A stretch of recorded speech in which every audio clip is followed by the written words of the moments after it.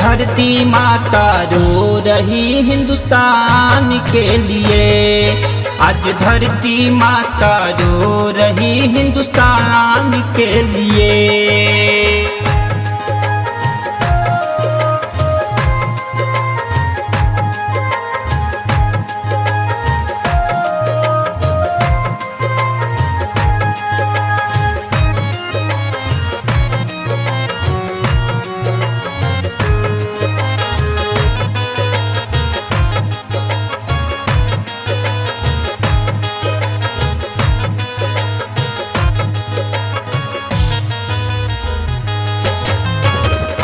मुसीबत आया है, देश विदेश में छाया है। लॉकडाउन के पालन करके कोरोना को भगाना है।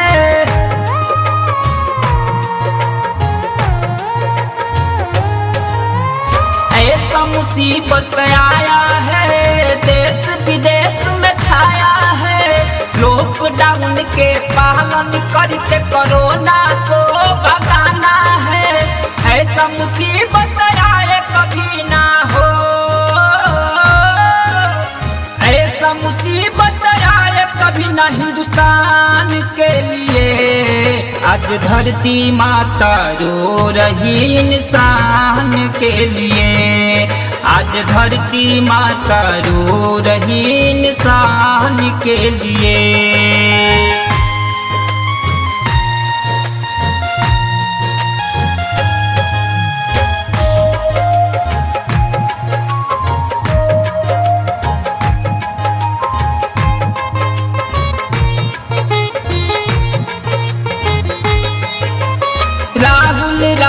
के आंख से गिर रहा ये अश्रुधारा है। मेरा हिंदुस्तान मुझको जान से भी प्यारा है।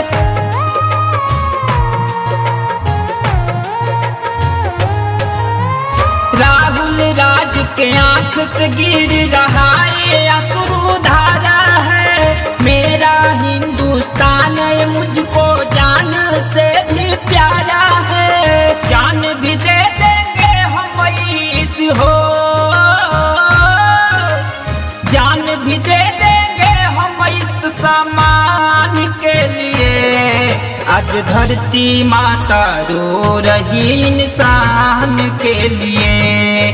आज धरती माता रो रही इंसान के लिए। धन नहीं हमें धर्म चाहिए हो,